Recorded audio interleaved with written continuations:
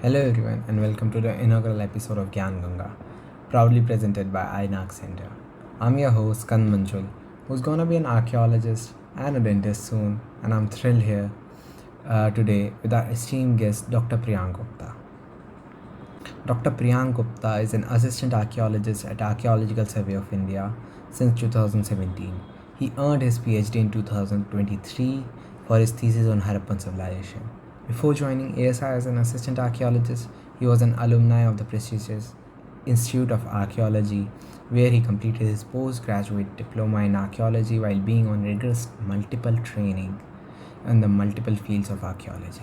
With a stellar academic record, Dr. Gupta secured top position in Assistant Archaeologist Entrance Exam, which was conducted in 2016 by SSC, and also clinched to first rank in UGC JRF in archaeology during the 1st June 2014 session. His expertise extended to various archaeological excavation and exploration, including those of Harappan sites of Karanpura, Pinchor in Rajasthan, and Australian site of Tikor Dongri in Narmada Valley.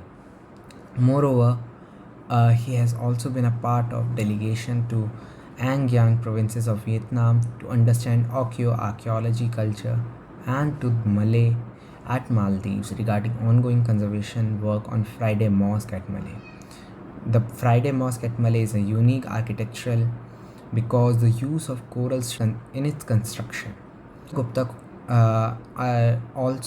thus contribution are also reflected in his publication, research articles on the stone architecture member of Dholavira, a UNESCO World Heritage Site, focusing on typology and manufacturing technique.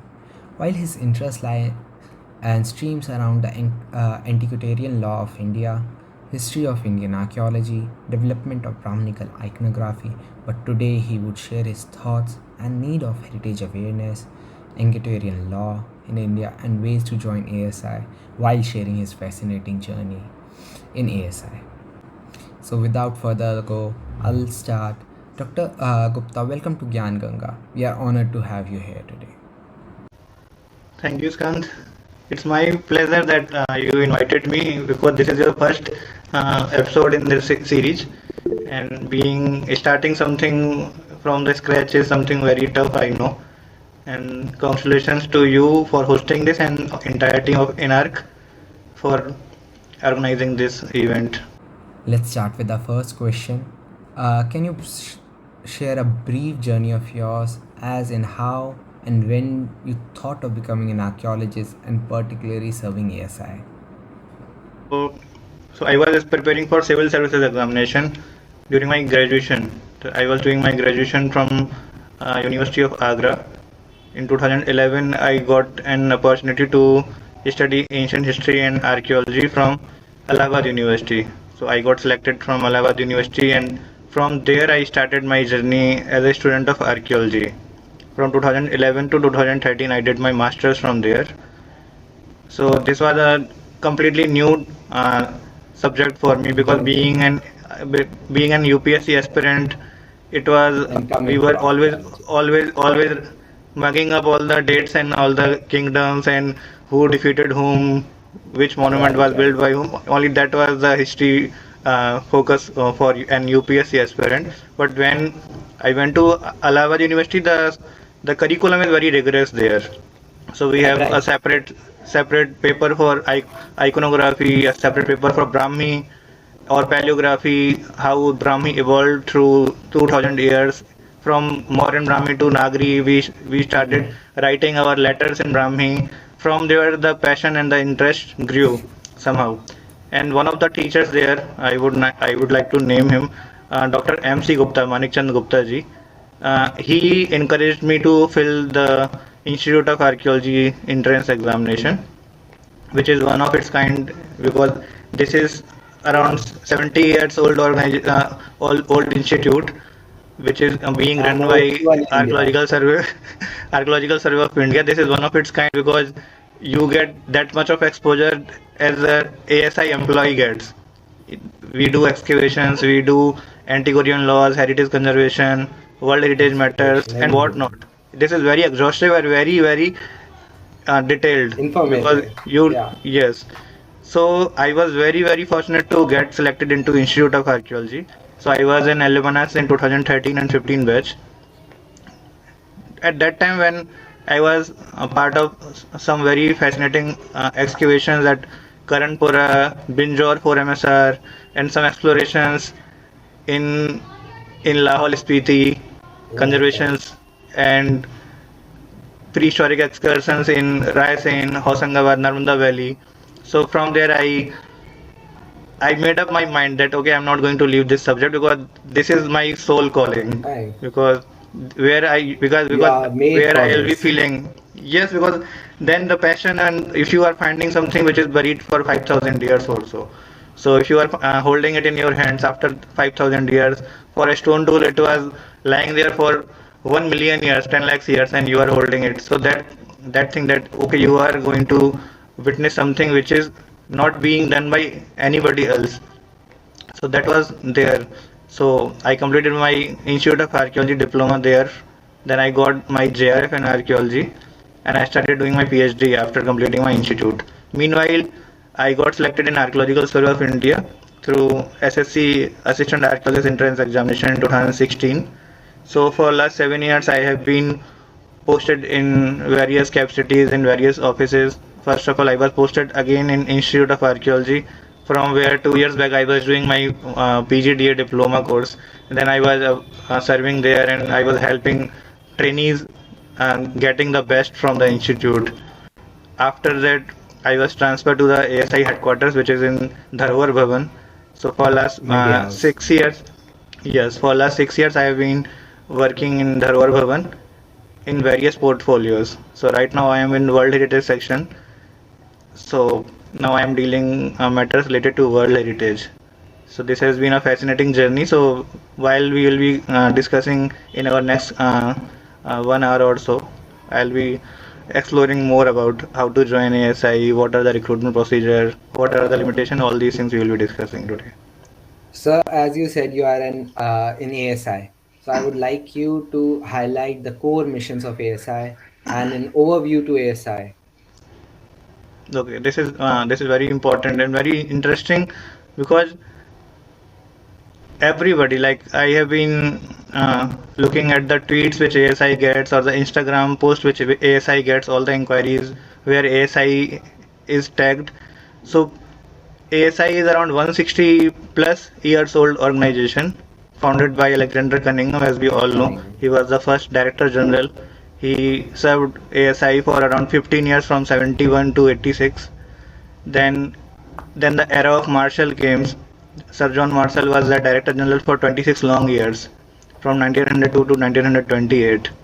And from there we started getting more detailed and systematic about archaeological excavations, preservation, and development of museum wing, separate wing, excavations in a very planned manner.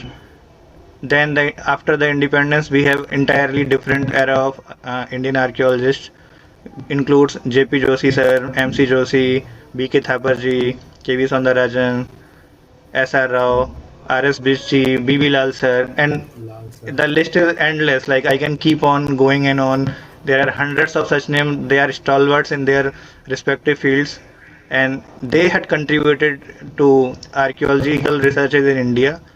And then that is what ASI is right now. So the mandate of ASI is given by the Parliament or the Constitution of India. So it is a very basic question that why ASI is doing which it is doing right now. From where ASI is getting its power? Why can't other organizations or other agencies like ASI also can do the same thing which we are doing right now? So the power is given to ASI or the Ministry of Culture by the Constitution, that Right. ASI has been denoted certain duties to perform, and because of the mandate given in the Constitution of India, that is Article 49. So we are doing our duty. The mandate of the ASI is preservation and protection of monuments which are of national importance. So this term is also very important. So how to identify a monument which is of national importance, and what are the monuments and sites which are of national importance. So this is first and foremost a mandate of Archaeological Survey of India, that we preserve and protect monuments of national importance, as well as archaeological sites and remains. Apart from that, we also regulate development projects nearby the monument or the sites. We also regulate tourist inflow and following the rules, implementing our acts and legislation. That is also one part of a Archaeological Survey of India. Apart from that, ASI also regulates all the archaeological excavation happening in India.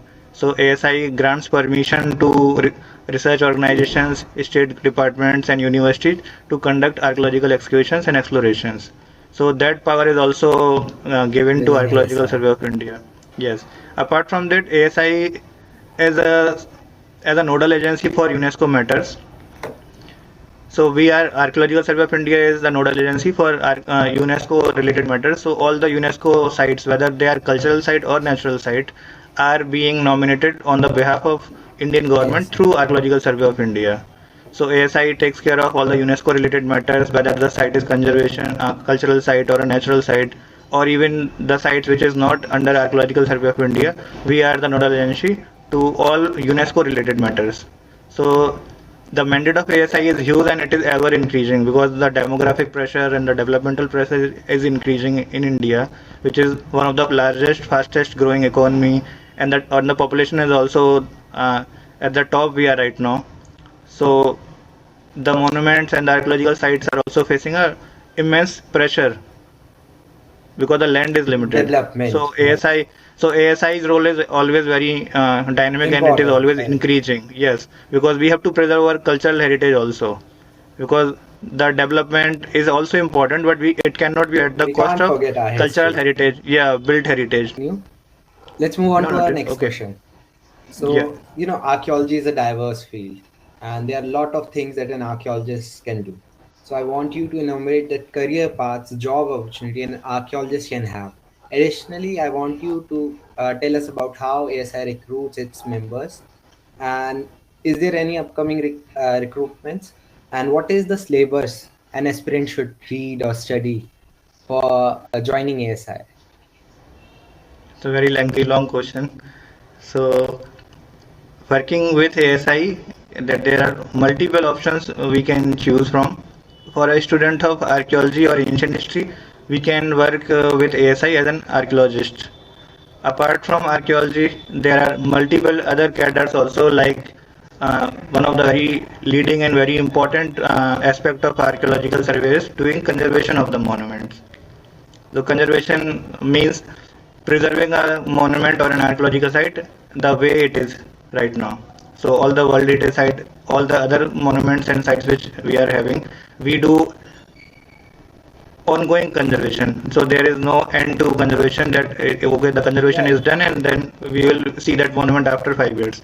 This is an ongoing process for so many sites because ASI is having around 3,700 monuments right now across India. So you can imagine the pressure of ASI is having because the monuments, if we don't, even if we don't clean our house properly for 1 week, it starts getting all the dirts and everything. So ASI maintaining 3,700 monuments and archaeological sites. Apart from all other work, we have to be doing all the conservation related matters also. So for that, we have a conservation cadre. So if an student has completed his diploma in conservation architecture or they have civil engineering degree, they can also become a part of Archaeological Survey of India as a conservation architect. So this is a dedicated cadre, dedicated branch where they take up of conservation of all the monuments and archaeological sites. Apart from this, we have a science cadre also in ASI for all the chemical conservation method. Like if we want to preserve some paintings in a very old monastery, when the paintings are 2000 years old, or there are some wood or some metal objects we are finding from some excavations, there are old manuscripts in our libraries, in our museums. To preserve those, we need science people who are expert in preservation of all these antique objects, artifacts. For that, we have chemistry students also can become a part of ASI. They have a dedicated wing, chemical branch.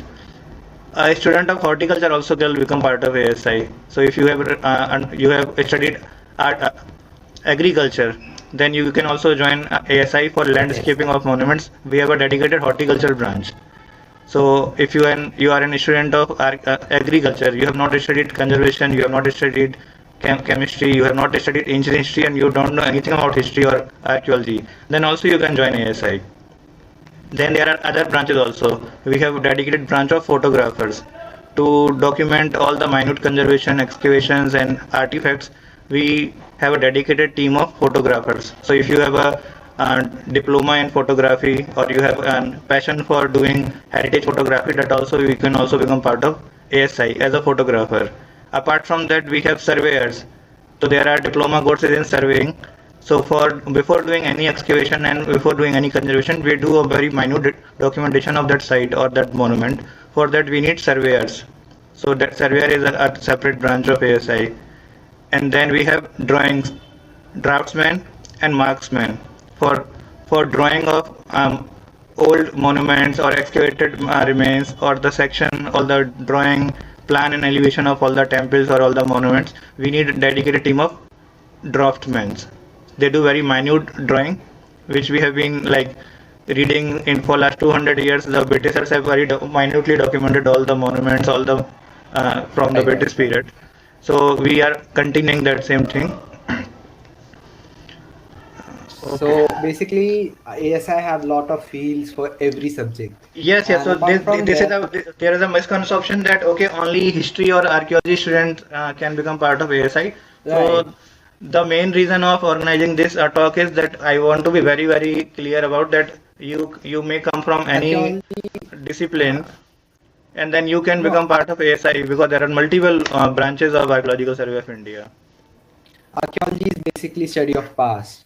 So past have everything that we have right now: politics, Right. architecture, everything. So you can study anything and be a part of archaeological excavation Rightly or said. ASI.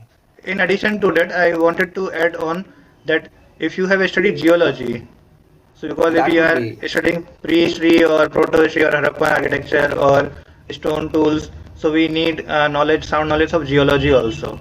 That at what age these stones were being found, all these formations happening for how many million years. So we also need geologists in our team. So if they have masters in geology also, so they can also become Archaeological Survey of India parts. Apart from that, somebody who has done anthropology, because right. anthropology and archaeology Anthropologist are like can be joined. sister discipline. So anthropology, Right. if anybody has masters in anthropology, he can also become an archaeologist in ASI.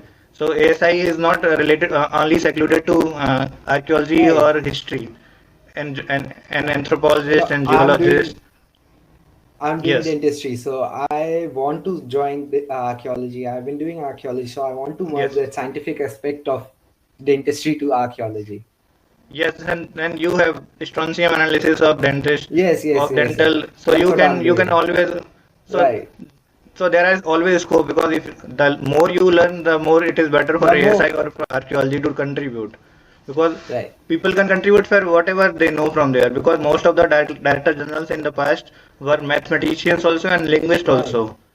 So this is not only secluded to that I need to be a student of history or archaeology. So I know many big names. They were mathematicians and statisticians. Then they become stalwarts of archaeology in the past. There are Right now, linguists, Manjul, Indologists. Sanjay sir, who's ADG, he's a painter, and he became an Yes, archaeologist, and he's one of the yes. fine archaeologists in India. And then he Abhi also Lal, contributed a lot because right? he had an imagination because an artist That's what I'm can saying. always perceive things very differently. Or Dr. He can Chitra, see beyond she's things. doing Yes, music and she's joining archaeology, so she's researching on music in the past. So there yes. is lot of aspect in archaeology. So I want you to brief us your journey as assistant archaeologist and a field of archaeology. So it's been very fascinating for last 7 years. So I have been assistant archaeologist for 7 years, but an archaeologist for last 10 years. Because when I entered the institute, I was something different, and when I passed out from the Institute of Archaeology, You have so been my something different. understanding about looking at any monument completely changed. I always thought that okay, the domain and the subject matter of ASI is very limited. But when I realized that okay, ASI can contribute in nation building also. ASI can contribute in busting the historical myths also, Right. and we can provide a very scientific evidence for anything, for inscription, for coinage, for numismatics, Right. for Right. language. Our monuments will give a very unbiased past. So the the understanding developed from there, and then it was like I need to join ASI, and then there was recruitment going on. So your last questions were like, second part of your question was, how can we join Archaeological Survey of India? Archaeology. What are the recruitment process? So What are the this is a syllabus very recruitment process? it is a very rare opportunity that right now when we are talking, and a recruitment process is right now going on.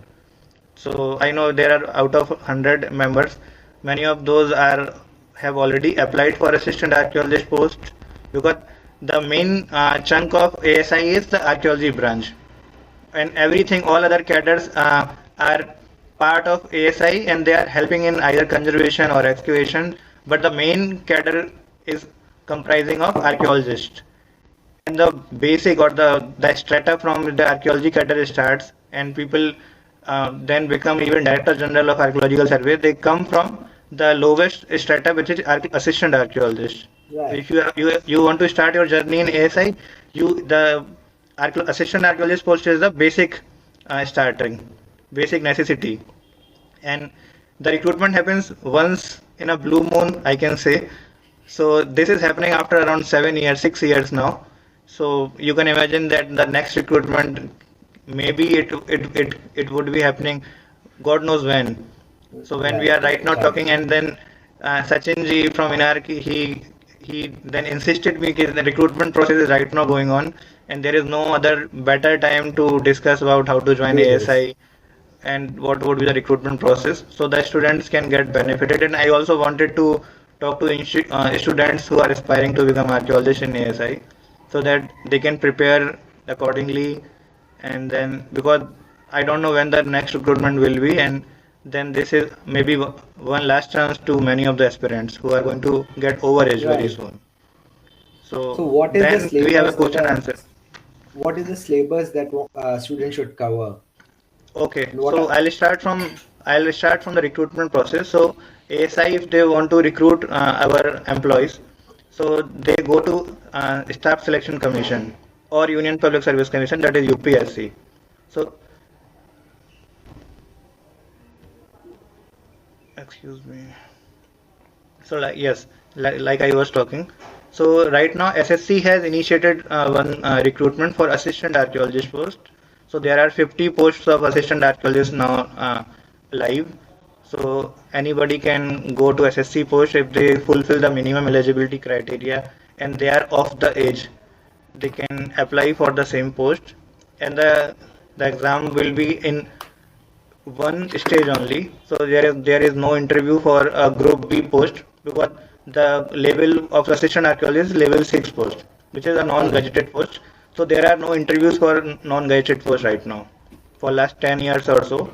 So you just need to qualify in the written examinations, and when after the document verifications happens by the SSC, and they find out that okay, you are a suitable candidate and you fulfill all the essential qualifications, and you have also qualified your written examination, then you are welcome to be a part of ASI. And the syllabus, when you are asking about syllabus, so SSC have a very set pattern of combined graduate level examination. So this is a selection post. SSC assistant archaeologist is a selection post. So our next question is, what are typical to-do lists in excavation, exploration, in archaeology? First you keep your expectations aside, and the best and the most necessary thing is to do all the research whatever has been done on that site near that landscape, and do the thorough research what has already been done by the previous scholars, because we certain somehow I know that some of us feel that okay, I am the first to find this thing, I am the first to report this site. This is always not true, because for 150 years people are Right. exploring India. Most of them. Even British are also were exploring. Travelers were traveler. They were writing travelogues. Even British travelers were also writing and doing lithographs and painting their sketches. So, if I'm going just for a site or a temple site or a monument, I cannot just claim that okay, I am the first one to find this, and I think that okay, this is my finding. So that illusion we need to keep aside first of all. That okay, I need to do a thorough research from all the published material possible. I need to go and sit peacefully at the library or on the internet, and I need to do my thorough research that okay, whatever material is there, I need to first go through it so that I can get maximum information from about that site before I'm going to the site. That is the paramount. I think that is the most necessary thing which many of the researchers now lack, because they are very enthusiastic somewhat, and then they just jump to the conclusion that okay, this is the unique finding or this is the first one of its kind. But that is always not true, because we have not studied in the entirety. I find something and I am claiming that this is the only find of its kind. But it means that I have studied everything which was published beforehand. Right. That is not true. So I need to thoroughly study that thing, all the related material on that culture, on that site, on that area, the geology of that area, the climate of that area, Right. the Right. Right. everything we need to learn and then study before going to the site. Moreover, in exploration, you don't need to pick every shirt or every pot or every antiquity you will Certainly find. not. Certainly not. Right. It's the place where you find it's more important than the antiquity itself. You are missing the context then, because then there is no difference between an treasure hunter and an archaeologist. If we are Right. just Right. Right. start picking any We shard or we are collecting any stone tool, yes, we are collecting and keeping it in one of our uh, racks in lockers. our fancy personal museum. I believe But there is that's no not even context. legal, right?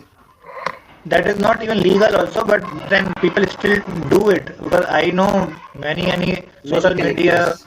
yes, they do collect things, and then they pick any random things which they find from a site. So And this is moreover, not a very encouraging thing, because the next time a serious researcher will go to the site, we don't he will find. not be finding any evidence.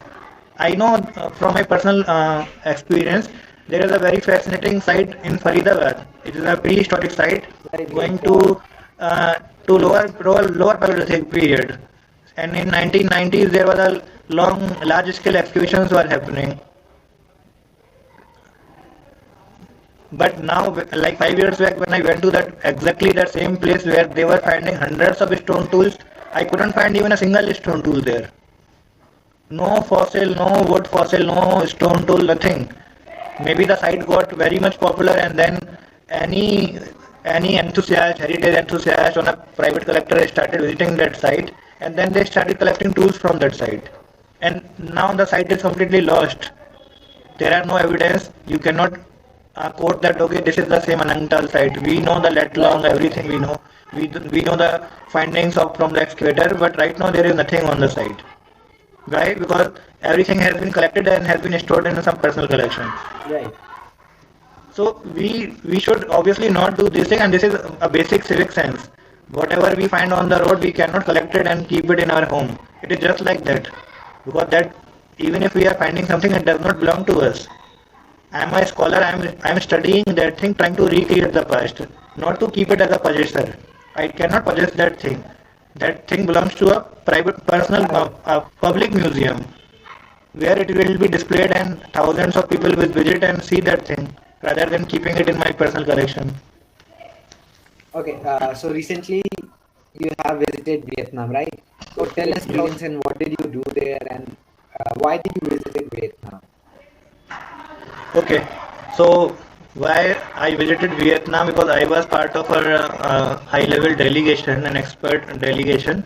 So there was a three-member team was constituted by the Director General in the ASI headquarters, and I was very fortunate to be a part of that team. So the purpose of the visit was in the southern part of Vietnam, which is very near to Cambodia. And the site, to be very precise, is Ho Chi Minh City. Near that Ho Chi Minh City, there are archaeological culture which is named as Okyo culture, because the first time the site from where the culture was identified by the French team in 1940s was Okyo. So it is a very typical term. And what fascinates Indian government, or why ASI was part of this expedition, is because we were finding many of the Indian evidences from that culture, from Kusana period to Chola period, from, to be very precise, from 2nd century CE to 12th 13th century CE. We were getting many antiquities, monuments, excavated remains, which were giving us the idea that these all are Indian influenced civilization, a part of an civilization which was influenced by India, or settled by the Indian sailors, but it has a very close contact with Indian, especially the coastal areas. It might be Odisha, Bengal, Tamil Nadu, Andhra, all these places. So we found there many temples dedicated to Vishnu, Brahma, Surya, various forms of Shivling, and Buddha especially. So we know that okay, it was when it's connected to India, because we are getting all the evidences that okay, even coins of Indian origin also we are finding from those sites, and inscription, peculiar inscription of Guptan period written in Brahmi script. We are finding from Vietnam, southern Vietnam. So this was of a very fascination to the Indian High Commission there in Vietnam, and then he invited some experts from Indian government. He requested Indian government that okay, Vietnam has a civilization which has all its evidences coming from India. So we need to track down from where it started, what are the possible causes of when the culture evolved at that area.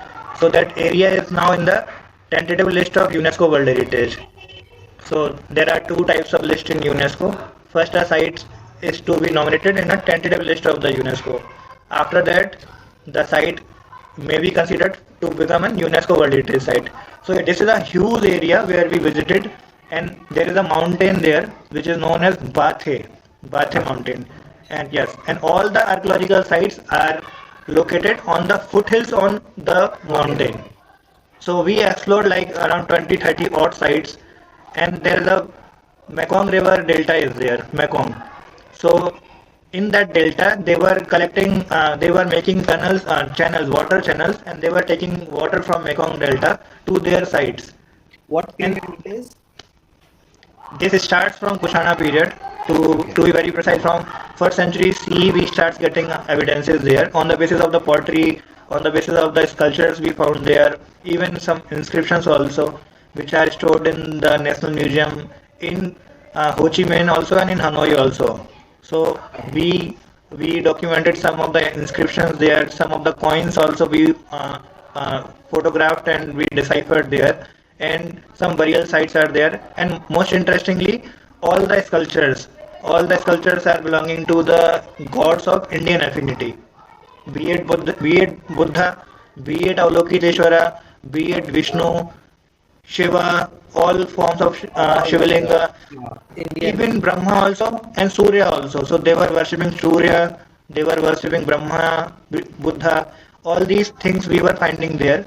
Huge complexes, huge temple complexes, like more elaborate than some of our Indian sites. We found one Buddhist monastery there where we found Buddha sculptures also, and some inscription which where it is being mentioned that okay, this monastery was built by the donations of a particular king from that area. So it clearly denotes that okay, they were getting Indian. inspired or influenced by the Indian Indian. cultural tradition.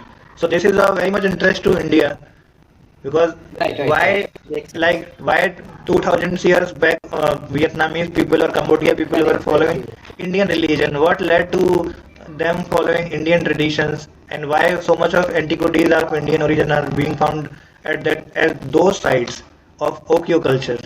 So that was the main purpose of our expedition there, and we stayed there for around 5-7 days. We explored around 30-40 sites, We did daily exploration. We submitted our report to the High Commission, and the report is under submission to the Government of India right now. So your thesis, your PhD thesis is on Harappan, and as you know, I also work in Harappan archaeology, and we have shared a particularly similar site, that's Binjor, together. So I would like you to explain your thesis and your PhD topic and its significance to our viewers.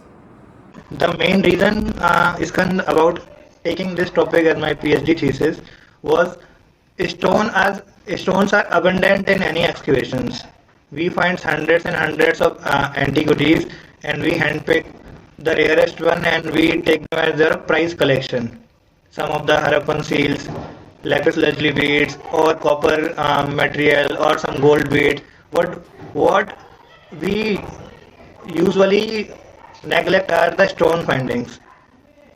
And when it comes to Harappan civilization, we know that we have studied from our childhood textbook also that they were having burnt brick. They were making all the architecture using burnt brick. The ratio of the brick was 4:2 ratio 1. We have studied all these things.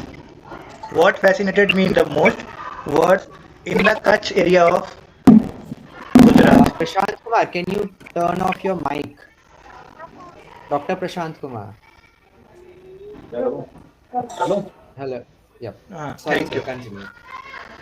So what fascinated me most that okay in Harappa or in Mohenjo-daro or in Kalibanga, Lothal, all these famous sites of Indus Valley civilization, we are getting all the architectures in stone particularly. Sorry, brick, burnt brick. What shift we are getting in the especially the sites in the Kutch region, in the Surat Harappan region, in the western part of Gujarat, the coastal part of Gujarat, that all the archaeological sites there are using stone as the main building material.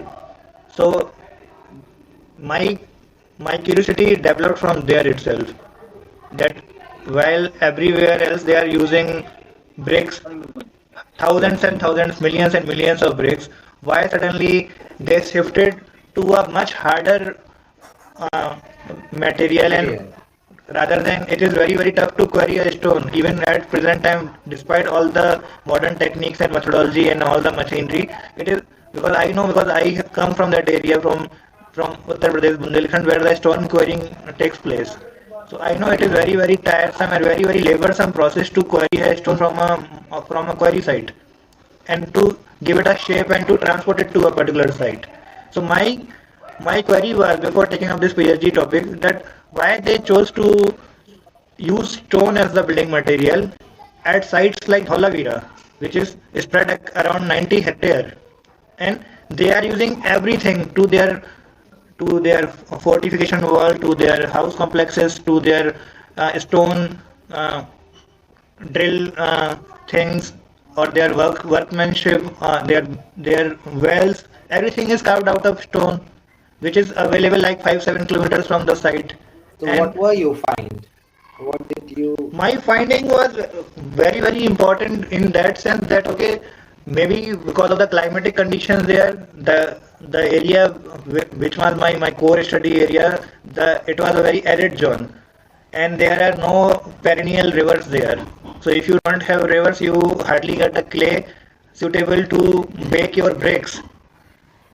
So my second question came that okay, if we didn't have any livelihood there to settle a large site like Dholavira there, why they choose that site particularly? They could have shifted their most possible situation for a potential Harappan site at certain other place, rather than going to a semi-arid area which is almost barren there. You have hardly any rainfall. It is so hot even at right now. Suppose imagine around 2600 BCE, 4600 years before now, the climate would be completely different. No rainfall, no water, no perennial rivers.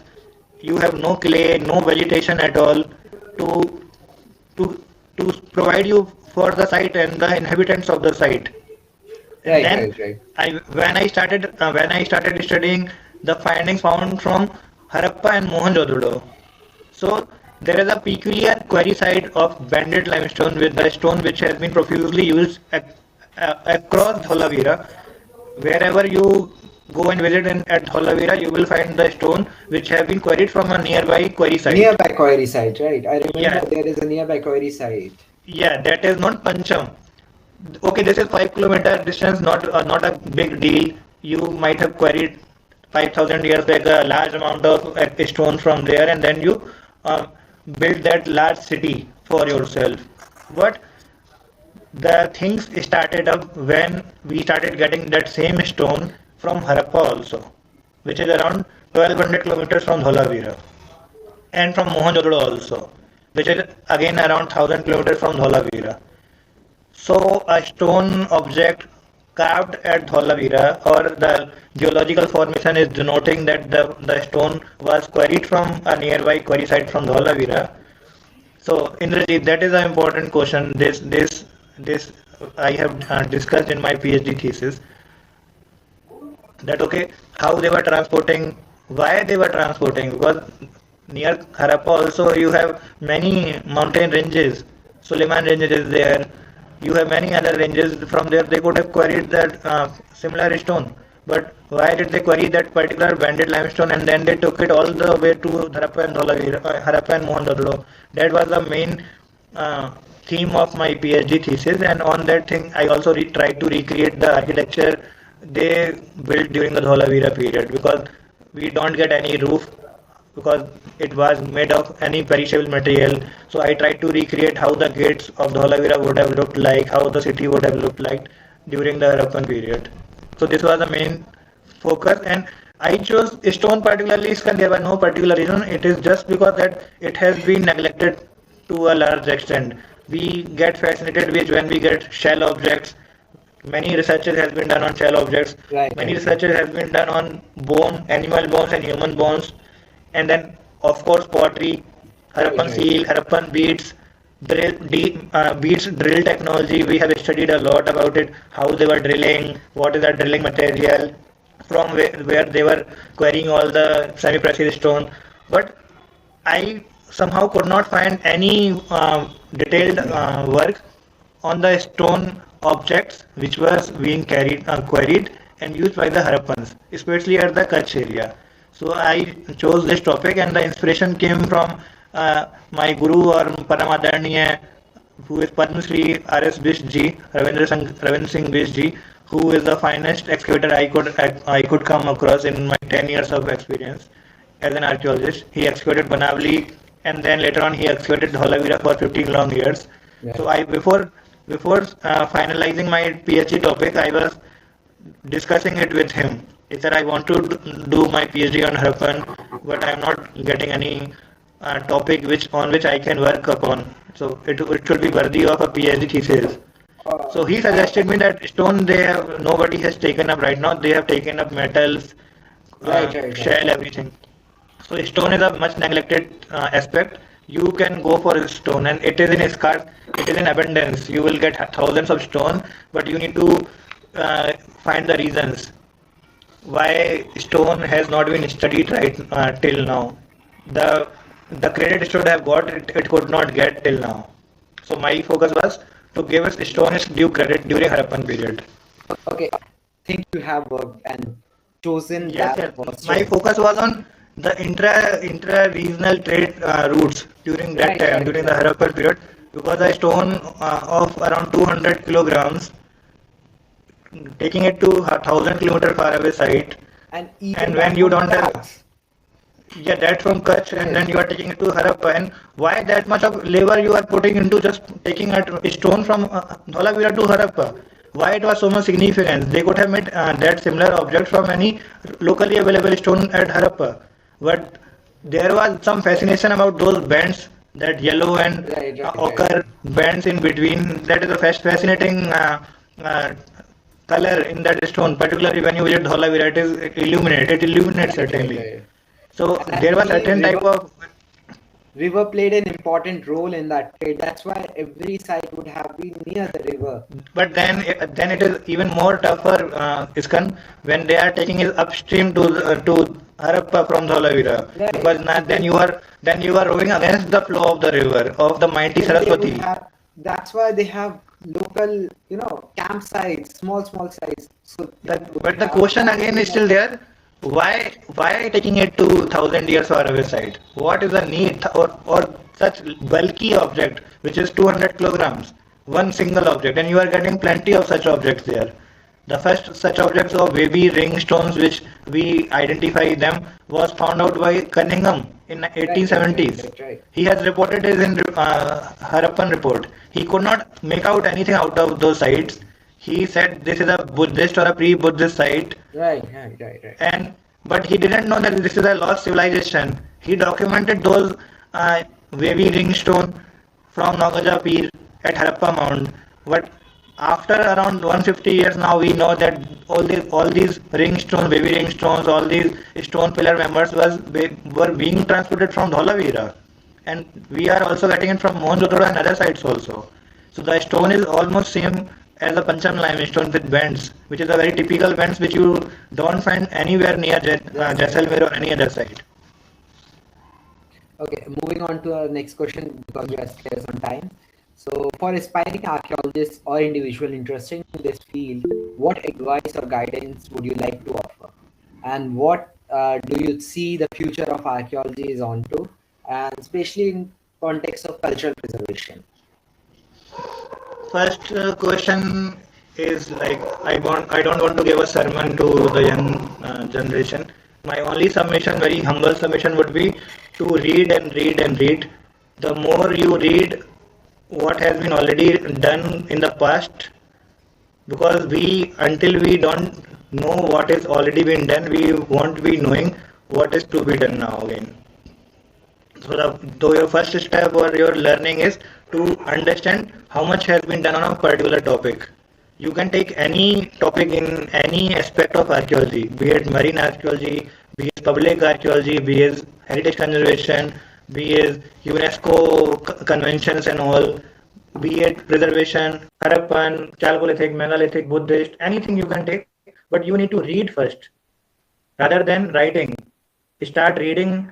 The more you read, the better understanding you will get that okay, this amount of work has been done already by the former scholars for 200 plus years, and there is a vacuum in that particular uh, dimension. So when you start doing that your research or then you start try to develop your interest in that particular theme or in particular subdivision of the archaeology. So if you unless you don't read, you won't be knowing that what has already been done in the past, and you might be repeating that same thing which has been done 100 years back. So Right, that is I my first and understand. foremost submission to all the young generation who was kind enough to join today to us. And then the second part of your question was future of archaeology. Future of archaeology is very bright, especially in a country like India, because I was reading an article by a British archaeologist like 4 or 5 years back. She was in India and she wrote an article. And what she has claimed with the help of GIS softwares, all these things she studied, and she has claimed that more than 90% of India is still not explored. So you go to northeast, that area is completely untouched. Hardly few scholars have visited and explored that area. You go to Jharkhand, Chhattisgarh, interior parts of Odisha, some areas in Andhra Pradesh has not been studied Ladakh. thoroughly. Ladakh, obviously Ladakh, areas in Kashmir Valley, Rajasthan. We have done extensive work in Rajasthan, which is towards the desert area, but we have not done towards the southern Rajasthan or the eastern Rajasthan. We have not done an extensive exploration in that area.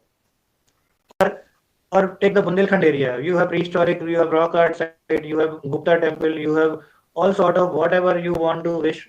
You have medieval forts, Bundela forts there, but not has been documented properly. So I won't say 90% of the area has not been documented or explored yet, but a large chunk of area is still unexplored when we talk of archaeological wealth. And India is one of the richest civilization in the world. We Right. come as old as Egyptian civilization or Mesopotamian civilization, which is evident Pharaoh. from which is evident from the findings from Virana, Kunal, Farmana, and Rakhigadi that we were we were a civilization as old as 7,600 years old.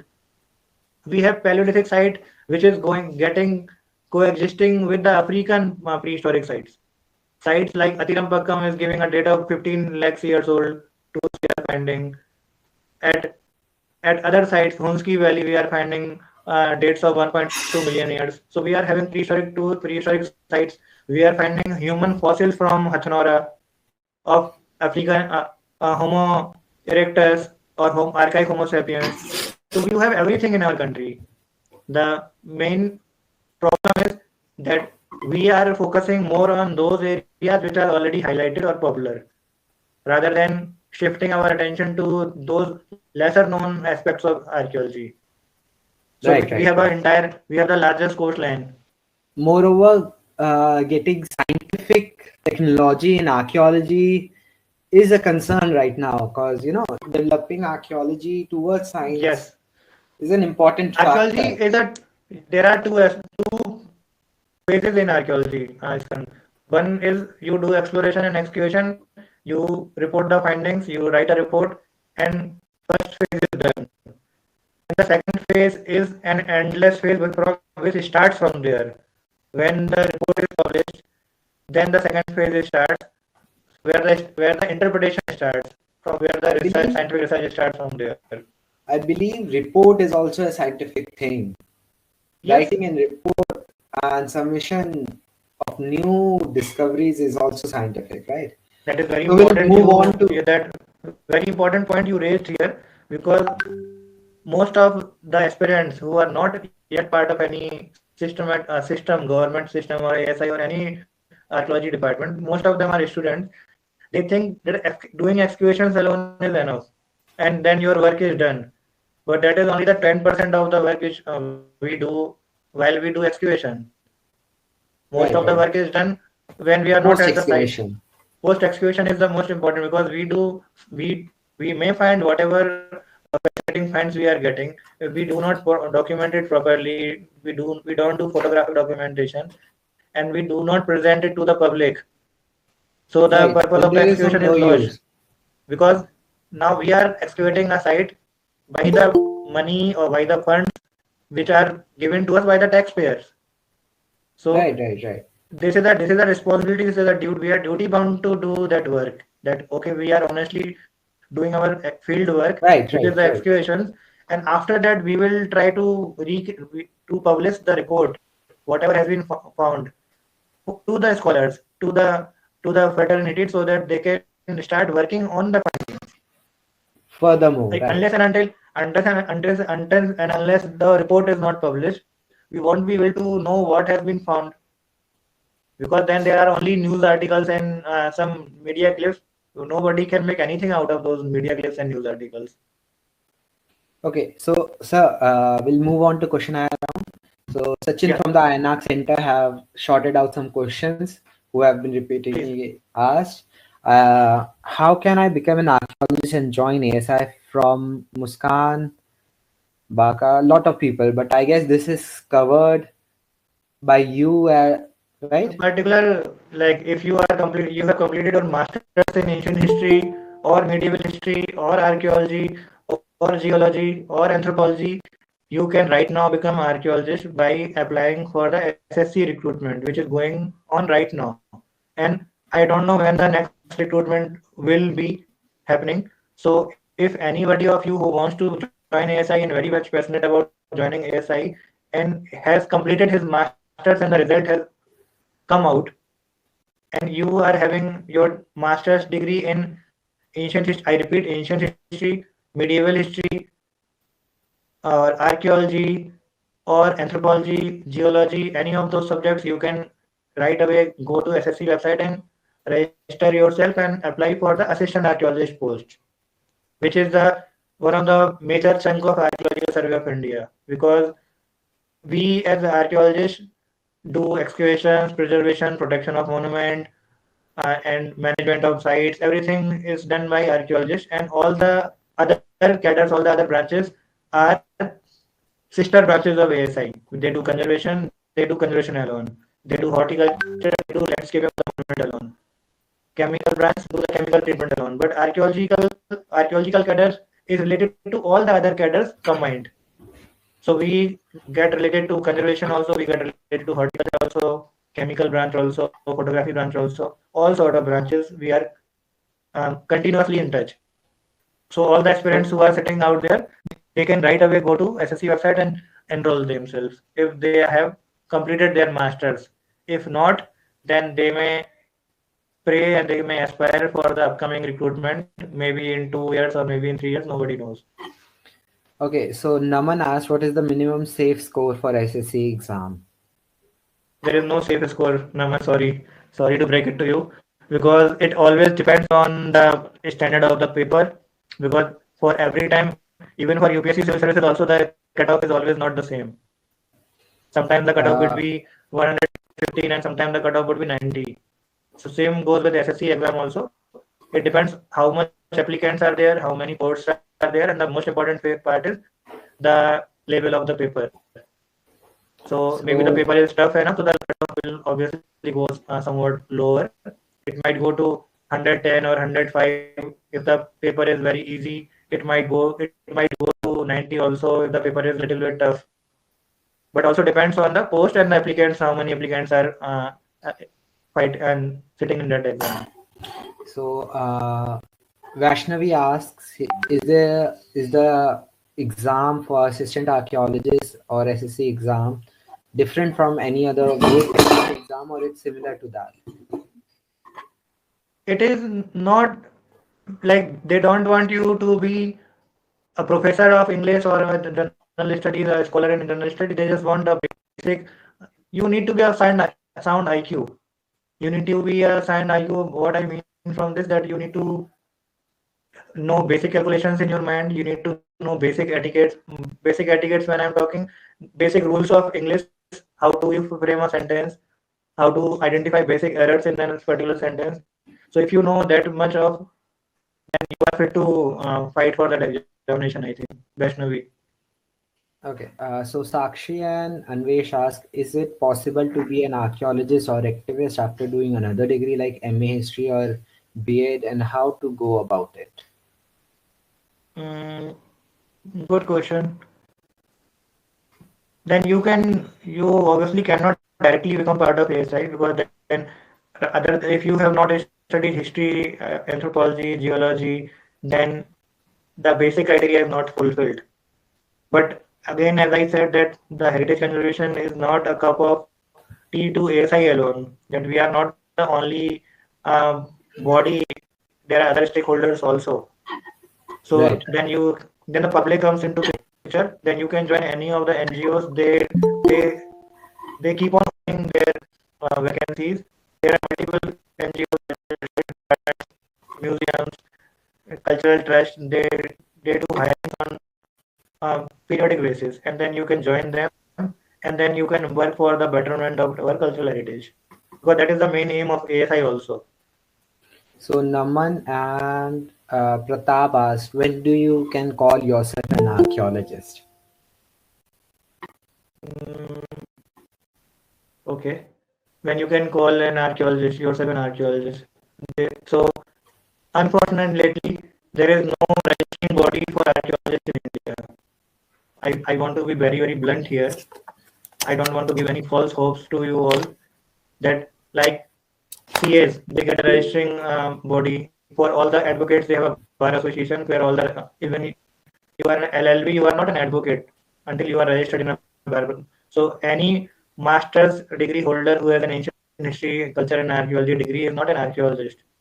They may write it in their bio to for their own satisfaction, but they are not called titled as archaeologists, because archaeologist does excavations. Whether you have participated in excavations, you might be knowing better. Whether you have participated in any of the law making or the law or the policy making things with the archaeologists too, like implementing of the legislation, reframing of the bylaws, all these things. If you have been part of all these things, you may call yourself an archaeologist. Going on a random exploration and exploring certain sites is not going to give you a title of archaeologist. And in our act, archaeological officer is clearly defined. So if you will go through as per the government norms, an archaeological officer is defined. So if you want to know who is an archaeological officer, I'll share the link with you where you can read who is an archaeological officer. Okay. I guess we are about to end. So last question is, what all private entity and institution that hires student of archaeology right now from master? This is asked by Yukriti. So there are all the private museums, like there are multiple trusts. I don't want to name any trust because it would seem like an affiliation. So there are all the trusts who are working in the field of conservation and heritage conservation and built heritage, all these, or even there are multiple institutions who are into UNESCO related matters also. They prepare UNESCO nomination dossiers and all. They do very rigorous documentation of the sites and everything.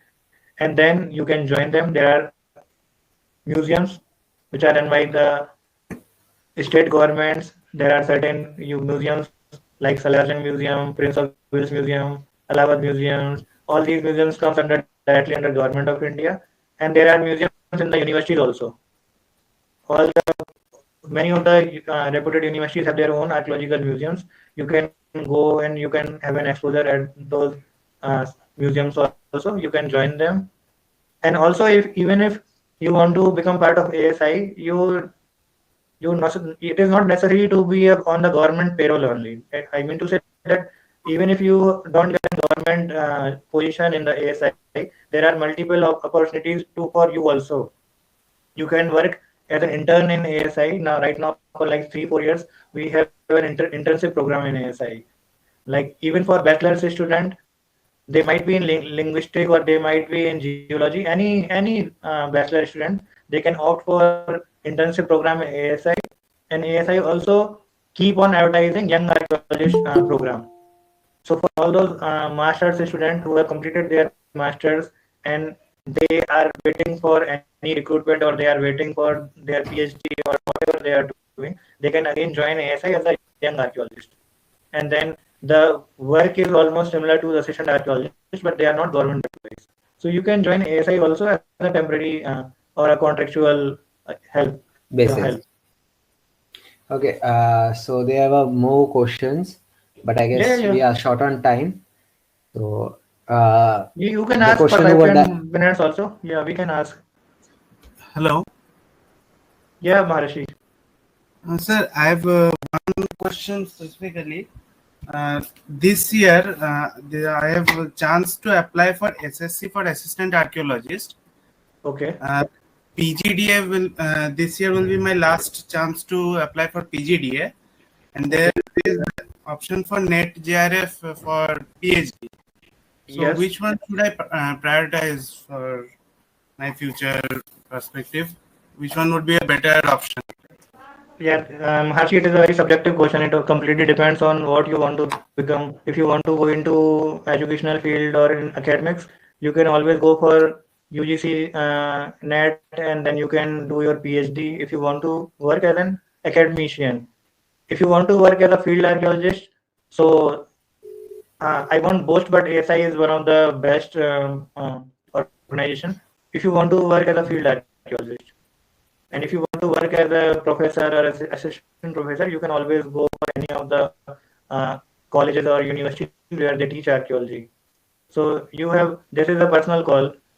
If you want to work in ASI, then the profile would be completely different from what assistant professors do in a colleges. Assistant archaeologist, if you become an assistant archaeologist, you will do all sort of work which any other government employees in any other government office does. This includes filing work, drafting work, everything. Pinky Roy, do you want to ask any question? Thank you for a great session, sir. I would love to ask you to suggest any book for because in market we cannot actually find books specifically in terms of archaeology. Like we find for like R.D. Hunt book have published many books for Hindi history and all. So would you like any? Okay, it would be very subjective of me, but I personally love Upinder Singh's mem book because this almost covers entire syllabus of net apart from the portion which relates to antiquity and laws and iconography. So the recent publication by Upinder Singh mem, like 2 months back, the second edition of Upinder Singh's mem has recently been launched by Pearson. You can check on Amazon also; it's available. So I would personally like, if you would ask my opinion about it, so I would say that any book by D.K. Chakravarti sir or Upinder Singh ma'am, the history of ancient and early medieval India, published by Pearson, is a good option. Also, Companion to Indian Archaeology, Oxford Companion to Indian Archaeology by D.K. Chakravarti sir. It is a 20-year-old book, not updated. It was published in 2005 by Oxford. Little bit costly also. It is around 3,000 rupees. But Upinder Singh's ma'am is book is around 800 rupees. So it covers all the modern updates. I think it also covers Anoli, Chanda, and all other recent finds it has covered. So you can go for Upinder Singh. For specific topics, you need to go for a specific book. Like if you want to read inscriptions and epigraphy, you need to go for any standard inscription related book. For to cover coins related topics, you need to go for P.L. Gupta book. For temple architecture or iconography, you need to go for S.P. Gupta or any other reputed book by Vasudev Saran Agrawal ji or Krishna Dutt Bajpayee, K.D. Bajpayee ji. They have all books in Hindi or English both. You can go for P.L. Gupta for coins. You can go for D.C. Sarkar sir for iconography and paleography for all the important inscriptions. You can go for S.P. Gupta sir, the elements of Indian art, good book for Indian art. You can also go for 11th class NCERT in fine arts, introduction to fine arts. This is my personal favorite. It is a very crisp, very small book. It's hardly 80-90 pages, but it starts from Harappan civilization and it covers even Chola bronze and medieval architecture. So it is not very deep and detailed, but to give an overview, it is a very good book, and you get it free online from NCERT website. So for if you want one answer, Upinder Singh and D.K. Chakravarti are two best options according to me for UGC NET, and also for otherwise you want to learn about archaeology, you want to know about for a layman also Upinder Singh book is very good. Okay, so we will have our next question. Moving on to next, Deep, do you have any question? Yeah, I do. Greetings to the moderator and the guest. My question is, how should we prepare for the SSC Assistant Archaeologist exam, and what should be our strategy considering that only 2 months or maybe even lesser are left for the exam? The best strategy, Harnoor, would be like it is personal centric. I don't know what are your pros and what are your strengths and weaknesses. Someone might be a good mathematician or his reasoning aptitude is good, but he lacks general knowledge or English, basic English rules and regulations like active passive rules and direct indirect rules, how to find errors in any sentence. So the answer would be very subjective because I don't know what is your background. So I would give a general answer. It would apply to all the applicants here that you, because the time now, as you have already mentioned, is less than 2 months now, so you can start focusing on the best part of your, like out of these four components, you can always know yourself that you are scoring more in English or you are scoring more in GK or in maths. So you need to focus on that topic where you have a stronghold right now, because you don't have enough time to finish entire syllabus of SSC because the syllabus is burst. Once you have gained your confidence that okay, now my one portion or two portions are completely done, I have covered like multiple mock tests or previous years papers I have solved, and I'm getting good score in those in that given time, because the key in SSC exam is the time management. Because imagine solving 100 questions in 60 minutes. So you are getting less than 35, 36 seconds for one question. So you have to make your own time management. If you think you are good in maths, start finishing maths first. If you think you are good in English, start doing English first. If you are good in reasoning or GS, GK, start doing those portions where you think you will get less, you will need less time to solve all the questions. And my personal strategy which I followed, that SSC has one 0.25 negative marking. It is 1/4, which is otherwise all the other reputed organizations like UPSC, they have 1/3 negative marking. So out of 4 wrong answers, they are going to cut 1 marks in SSC for you. So if you don't go for blind guesses in the exam, if you have no clue about the answers, especially in GK, because either you know the answer or you don't know the answer. In reasoning or English, you may try to solve out the answer, and you may come to an a possible answer out of the 4, because we also follow elimination technique while solving any competitive examination, because this is a very competitive examination, because hundreds and thousands of students are going to apply, because the vacancy is happening after almost 7 years now. So whom are thinking to get into ASI are now eligible and they are applying. So I know there would be thousands of applicants. So it completely depends on you. What are your strengths?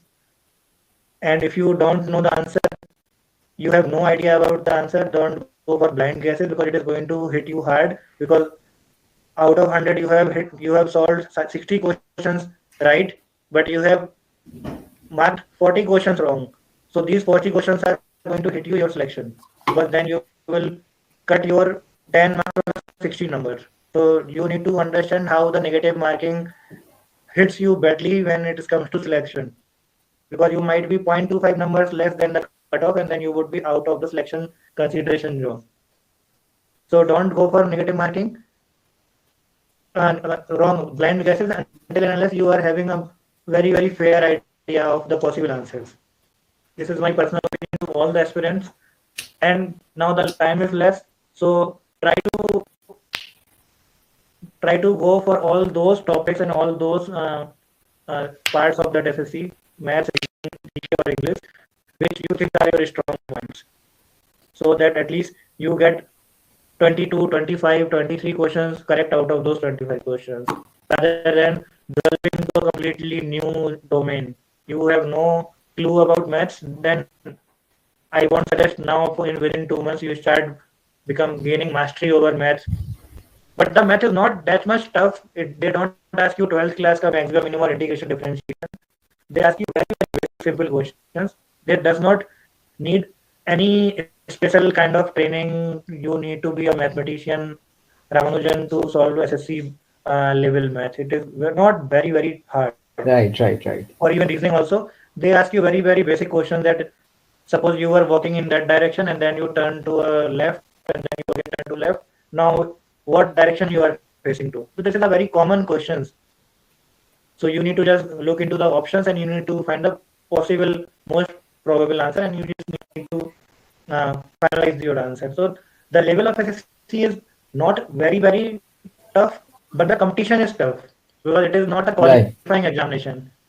The cutoff will vary on the numbers of the applicants and on the level of the examination. So then you need to beat the remaining competitors to get in the cutoff list. So that is why it is tough exam, because the competition is tough. Okay, we'll take another last question. Yes. Yeah. First of all, this was a very good and helpful session. So thank you for that.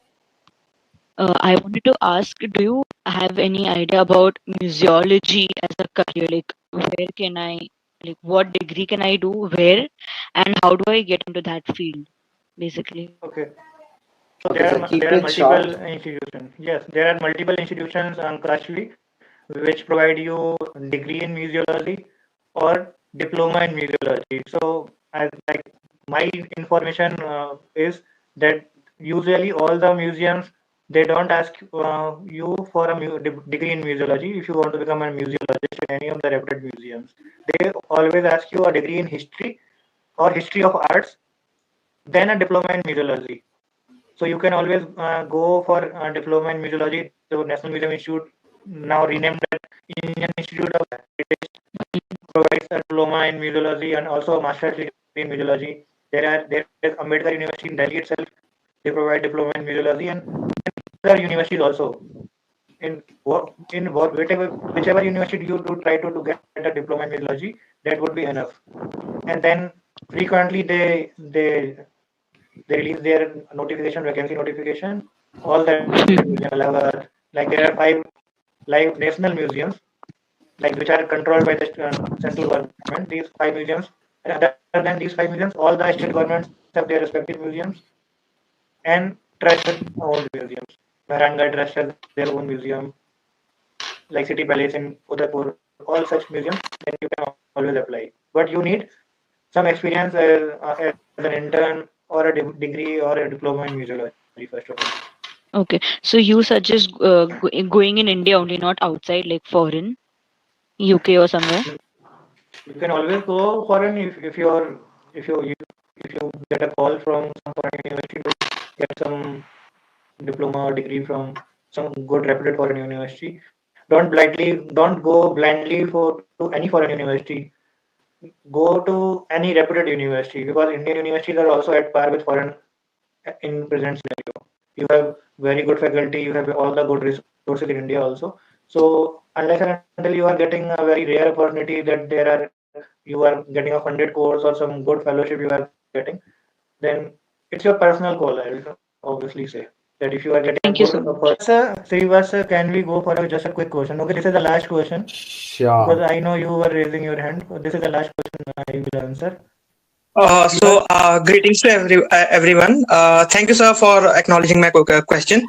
So I'll just have a quick question. I'm from University of Delhi, currently pursuing my history honors, and simultaneously I'm pursuing a certificate course of archaeology in practice from University of Oxford. My question is just that I have read in my course in University of Oxford that in Britain there is a system known as PAS, the Portable Antiquity scheme, where the general public, which gets artifacts on the roads or whichever they find in their gardens, their backyards, they register it with the government and this organization of the PAS. So, do we have any scheme in India like PAS where we can, like the general public, the field of public archaeology, where we can just register to the this portal and tell our government, our agencies that I found this artifact, and we'll just give it to the ASI and for the further studies. So yeah. Okay. Understood your question, Srivas. Thank you for asking this. So the answer to this question is that yes, India also has 2 legislations, and there is a very clear policy and guidelines about it. So there are 2 types of antiquities, which is being owned by that person. Like if I have an antiquity which is 100 or older, and this is from my great grandfather. This might be a painting or his personal sword or anything, but which I think is a very unique or very rare artifact. This is older than 100 years. I can always get it registered with Archaeological Survey of India, and then the antiquity keeps in my possession only. I need not to surrender it to the government. But your question was, then if I'm finding any random antiquity on the roadside or an archaeological site, then also you can always go to nearest Archaeological Survey of India office, and then you can get that antiquity surrendered at that office, and then you will be acknowledged accordingly. Then this antiquity was surrendered or handed over by this and this person. And also you can again go to the state departments or some reputed museum also. They will also take that antiquity and they will give the credit to you that okay, this antiquity was handed over to this museum or this department by this and this person. So there is a clear-cut laid down policies for this in India also, because we keep on getting coins and sculptures, all sort of antiquities, and ASI, if the owner owns it, but if they have a proof that okay, this is from a family history, they have been keeping it for 200 years, this is from like 5-6 generation old antiquity, so you can get it registered on your name, and then you will have a license, registration letter also, that okay, this is your property. Nobody can steal it from you. Even if it is get stolen, you will always have a claim on that antiquity. Even if it's get smuggled out of India, you will always have a claim on that antiquity, and Indian government will try to repatriate it and get it back for you if the antiquity was registered. The big mistake which most of the people think that okay, we will declare that we have this antiquity, so government will confiscate our antiquity. So this is not the case. If you prove that okay, this belongs to your family lineage, or this has been gifted to you by somebody who has a paper or some document which is proof that this was from in your family for a very long period of time, so the antiquity will stay with you and you will be the owner of that antiquity. But if it is any random finding from any random site, you need to submit it to the government through ASI or through state department museums. So this is how it is in India. Okay. Thank you, Dr. Gupta, for sharing your insights and experience with us today on Gyan Ganga. It's truly enlightening. And Thank you, we'll come Skan. Thank you, shortly. Sachin. Thank you, Purva. Thank you, Rati. All the teammates of Inarch, they have been patient. They have been following up for last 3 months. They were after me because we were not getting a free weekend where Skan and I both are free simultaneously. So this was a rare weekend evening. I was also free, and Skan came from Rakhigarhi. And this event is happening after like 3 months of 4 months. in our site. Yes, they have been patiently waiting from my end, so I'll be giving them a suitable slot. So this has been like a 2.5 hour session. Very very insightful for me also. Many questions were very very genuine and enlightening to me also. So thank you to all the audience in our team, and especially Skan for being a wonderful host. That's all we have for today. On the behalf of Inarch Center, I would like to thank Dr. Gupta once again for his time and experience and expertise, and to our viewers for joining us and listening to us. If you have any queries or would like to learn more about archaeology or Inarch Center's initiatives, please don't hesitate to DM us. You can contact us via email, Instagram, website, WhatsApp, anywhere.